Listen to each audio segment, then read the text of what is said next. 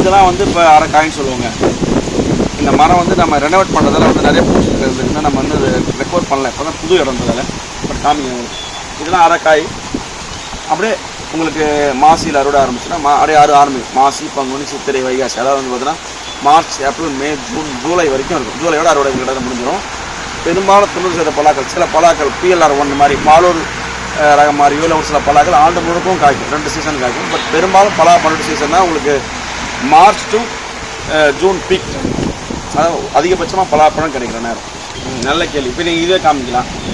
பொதுவாக பலா பிஞ்சு விட்டோடனே உங்களுக்கு வந்து இந்த காய்ப்புழு நாங்கள் சொன்னோம் பார்த்தீங்களா, பொய்யால் சொன்ன மாதிரி தான் காய்ப்புழுக்களோட தாங்க இதெல்லாம் வந்து இதை நம்ம கண்ட்ரோல் பண்ணோம்னா நம்ம மெட்டாரேசியம், பெவேரியா பேசி அந்த மாதிரி கொடுத்தா காய்ப்புழை கண்ட்ரோல் பண்ணலாம். அது மாதிரி வந்து பிஞ்சு வாடல் வரும். அது வந்து பார்த்தீங்கன்னா அதுக்கான காரணம் சப்ளிமெண்டேஷன் குறைபாடு இருக்கலாம், இல்லை போதுமான ஊட்டச்சத்து குறைபாடாக பிஞ்சு வாடல். அது நம்ம தரமான இலைத்தலை மக்கீரெல்லாம் கொடுக்குறப்போ உங்களுக்கு கிடைக்கும்.